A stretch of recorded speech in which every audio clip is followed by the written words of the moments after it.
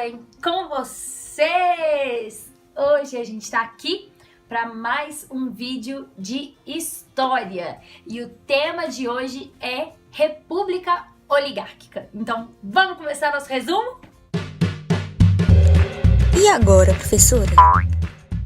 Esse canal estava pedindo um vídeo de República Brasileira que até hoje a gente não tinha aqui, olha só que loucura! Então vamos começar esse vídeo logo. É o seguinte, a República Oligárquica vai de 1894, que é quando acaba o governo de Floriano Peixoto, e vai até 1930, que é quando a gente tem a Revolução de 30, que inicia o governo Vargas no Brasil. A República Oligárquica também é chamada de República do Café com Leite. E por que ela recebe esse nome? Nesse período, os dois estados mais poderosos do Brasil eram São Paulo e Minas Gerais. São Paulo era muito forte por causa da produção de café e Minas era muito forte por causa do leite. Então, é por isso que é conhecido como República do Café com Leite. Esses dois estados, Minas e São Paulo, dominavam super a política desse momento. Eles tinham um programa de revezamento de presidentes. Uma vez um presidente mineiro, uma vez um presidente paulista. Uma vez um presidente mineiro, uma vez um presidente paulista. E lá pra frente é justamente a ruptura dessa sucessão que vai causar uma série de problemas que vai culminar na Revolução de 30, mas isso é assunto para um outro vídeo. Uma coisa muito importante que você precisa saber sobre esse momento histórico é que a política era uma loucura.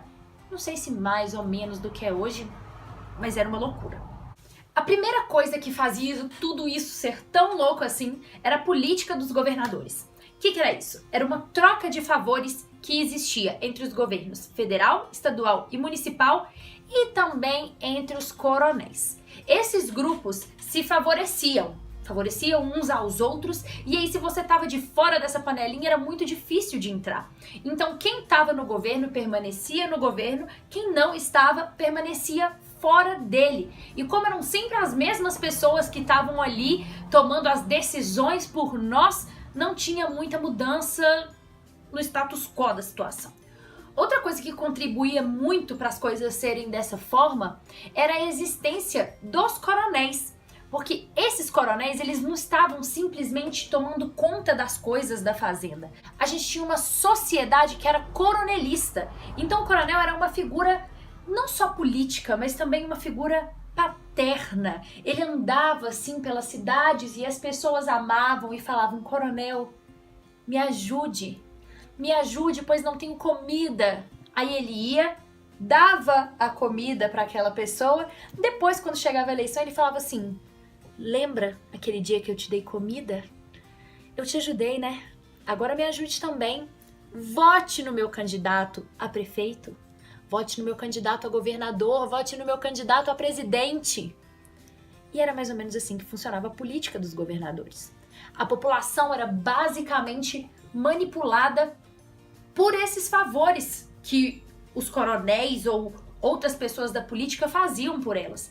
E além disso, além dessa troca de favores, ainda tinha a compra de votos, ainda tinha a violência que alguns coronéis e seus capangas exerciam sobre as pessoas para obrigá-las a votar em certo candidato. Então, enfim, como eu disse, era uma grande loucura.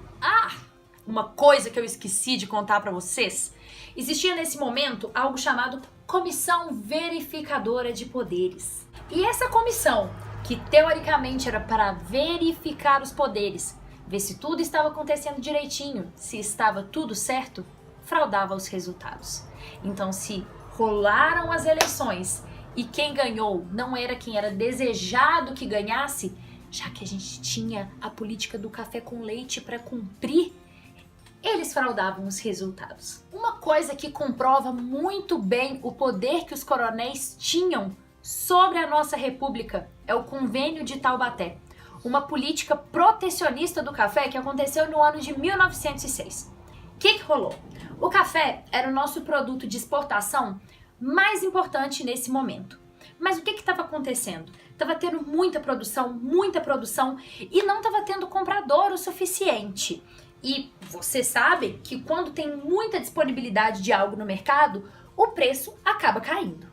Então, para ajudar os coronéis, para não prejudicá-los, fazendo-os ganhar menos já que o preço do café estava baixo, o Estado brasileiro comprou todo esse excedente de café e estocou, às vezes até queimou o café para garantir que o preço dele no mercado externo não diminuísse e os coronéis não saíssem prejudicados. É isso mesmo que você está ouvindo. O Estado usando dinheiro público para preservar os interesses dos setores privados. Um outro ponto importante que vocês precisam saber sobre a economia da República Oligárquica é que mais ou menos nesse momento, um pouquinho antes, na verdade, da República Oligárquica começar, a gente teve o surto da borracha lá no norte do Brasil. Por que esse surto aconteceu? Na segunda metade do século XIX, a gente teve a segunda revolução industrial em alguns países. E com essa revolução industrial, novas tecnologias surgiram, entre elas o automóvel, que estava se espalhando nesse momento. E carro precisa de pneu. Pneu é feito de quê? Borracha. Então, um monte de gente foi lá para o norte, na loucura, para poder extrair látex das árvores e assim ganhar dinheiro. Só que esse momento passou super rápido. Foi uma galera assim correndo na loucura. Tipo aconteceu quando descobriram o ouro lá no século XVII? Então, foi todo mundo na loucura, correndo lá pro norte. E aí chegou lá e às vezes nem tinha espaço para todo mundo, às vezes espaço até tinha, mas não tinha comida para todo mundo. E rapidinho também começaram a aparecer outros lugares que podiam fornecer o látex. Então, o surto da borracha foi rentável, mas por um período muito curto de tempo. Outra coisa muito importante sobre a economia da República Oligárquica é um surto industrial que aconteceu enquanto estava rolando a Primeira Guerra Mundial. Por que rolou esse surto industrial? Quando um país ou vários países estão em guerra, toda a economia, toda a indústria dele se volta para a guerra. Principalmente se a gente está falando de uma guerra tão grandiosa como foi a Primeira Guerra Mundial. Então, as indústrias lá da Europa que produziam normalmente roupas começaram a produzir fardas. As indústrias que normalmente produziam alimentos comuns começaram a produzir alimentos enlatados para serem levados para a guerra. Então, como a Europa não estava mais dando conta de produzir aquilo que a sociedade precisava, outros países começaram a produzir para exportar. E um desses países foi o Brasil. Então, durante a Primeira Guerra Mundial, começou a pipocar um monte de indústria. Minas, Rio, São Paulo, Rio Grande do Sul. Pipocou um monte de indústrias. Só que, quando acabou a Primeira Guerra e a Europa conseguiu se reerguer e voltar a produzir o que ela precisava, essas indústrias do Brasil acabaram aos poucos fechando uma a uma, porque como a indústria lá na Europa era muito mais desenvolvida, eles conseguiam produzir a preços mais baixos, então era impossível para o Brasil competir com isso. Então a gente teve um surto industrial, mas ele não foi efetivo a longo prazo e a gente só vai ter industrialização de verdade no Brasil lá na Era Vargas. Sobre esse surto industrial, antes que eu me esqueça, vale a pena lembrar de duas coisas. A primeira é que ele foi financiado com o capital do café e segundo que foi nesse surto industrial que teve no Brasil durante a Segunda Guerra Mundial que vai surgir a classe operária aqui, que ao longo dos anos vai realizar várias greves e reivindicar vários direitos da classe trabalhadora. Sobre a sociedade do Brasil nesse período, eu vou ser bem breve. Primeiro que a gente estava passando por um período de muito crescimento demográfico e além disso a urbanização estava vindo, a passos lentos, mas estava vindo. Então as cidades estavam surgindo com mais força, o país estava se urbanizando, estava aumentando o número da sua população e mais pra frente isso vai gerar alguns probleminhas, também algumas vantagens, mas alguns probleminhas e a gente fala disso em outro vídeo, isso é tema para outro momento. Mas é importante vocês saberem que tanto a urbanização quanto o crescimento demográfico e até outras coisas, como por exemplo a própria proclamação da República, gerou muita insatisfação na sociedade. E com isso surgiram alguns movimentos contestatórios, tanto no campo quanto no meio urbano, como por exemplo Canudos, Contestado, Revolta da Vacina, Revolta da Chibata, entre outras, mas essas revoltas são assunto para outro vídeo.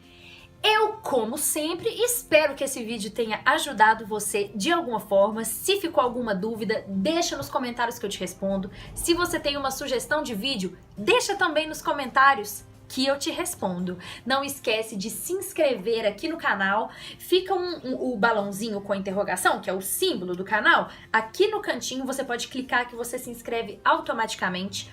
Curta esse vídeo, tem um sininho aqui em algum lugar, não sei onde é que fica, que você clica nele e aí toda vez que eu postar vídeo novo você recebe uma notificação, já vem correndo, assiste o vídeo, me deixa feliz. Se você quiser me seguir no Instagram, eu vou deixar o @ aqui na tela e também no box de descrição desse vídeo. No box também fica meu e-mail, porque vai que você gosta de uma coisa das antigas e quer me mandar um e-mail, né?